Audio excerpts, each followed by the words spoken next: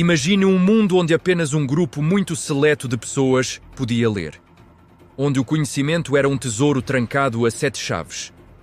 Um mundo onde livros eram objetos raríssimos, caríssimos e controlados por instituições poderosas que ditavam o que podia ou não ser conhecido. Agora, imagine que um único homem, um artesão comum, com uma máquina aparentemente simples, mas uma ideia revolucionária, conseguiu mudar tudo isso para sempre.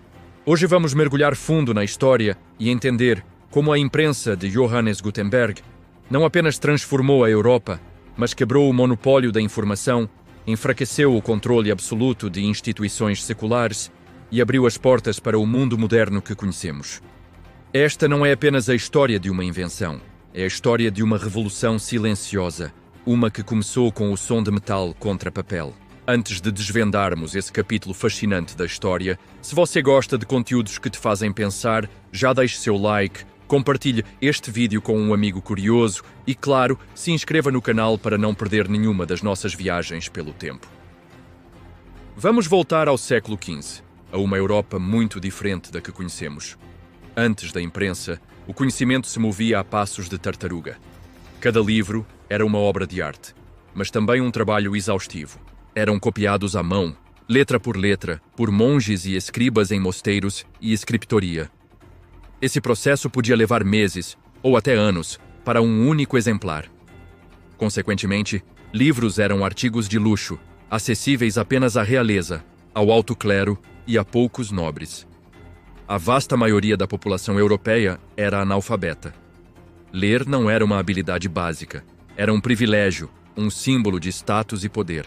Instituições religiosas, especialmente a Igreja Católica, detinham o controle quase total sobre o que era escrito e distribuído.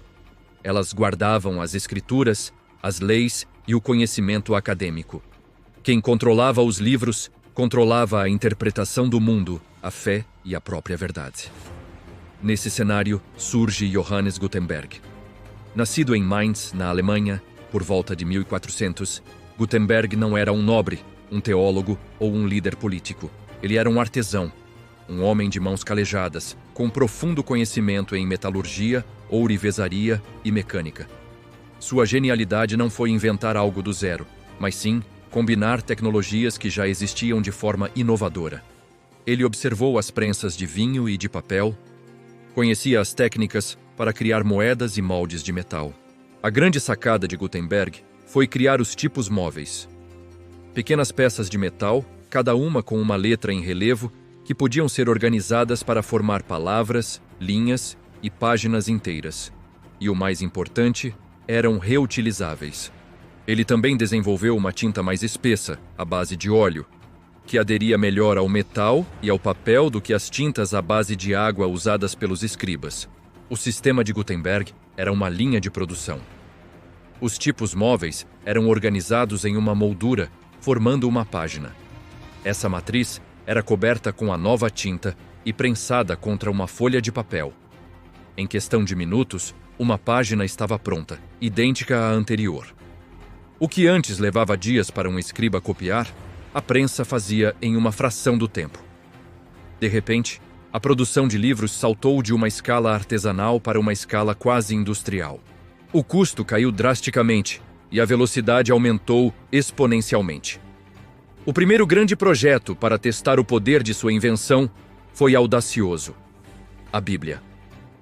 A famosa Bíblia de Gutenberg, impressa por volta de 1455, não foi apenas o primeiro livro produzido em massa no Ocidente. Foi um marco simbólico. Pela primeira vez na história, o texto sagrado do cristianismo pôde ser reproduzido em grande escala, com uma consistência e qualidade impossíveis de se obter com cópias manuais. Cada exemplar era virtualmente idêntico. Isso mudou tudo. Embora ainda caras, as Bíblias impressas eram muito mais acessíveis do que os manuscritos. O acesso às escrituras, antes mediado exclusivamente pelo clero, começou a se disseminar. Pessoas fora da igreja agora podiam ter o texto sagrado em suas próprias mãos.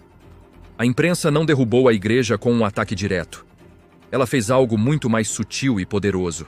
Ela espalhou ideias, panfletos, tratados teológicos, críticas e, crucialmente, Traduções da Bíblia para línguas locais começaram a circular pela Europa a uma velocidade nunca antes vista. Ideias que antes podiam ser contidas e suprimidas, agora viajavam como pólvora. Martinho Lutero, por exemplo, usou a imprensa de forma magistral para divulgar suas 95 teses, que deram início à Reforma Protestante. Sem a prensa, a Reforma poderia ter sido um movimento local, facilmente abafado. Mas com ela, as ideias de Lutero inundaram a Alemanha e a Europa em semanas. O monopólio da interpretação foi quebrado. O conhecimento deixou de ser centralizado e hierárquico. Surgiram debates, questionamentos e, o mais importante, o pensamento independente. O impacto da imprensa foi muito além da religião. Ela foi o motor da Renascença, acelerando a disseminação do conhecimento científico, filosófico e artístico.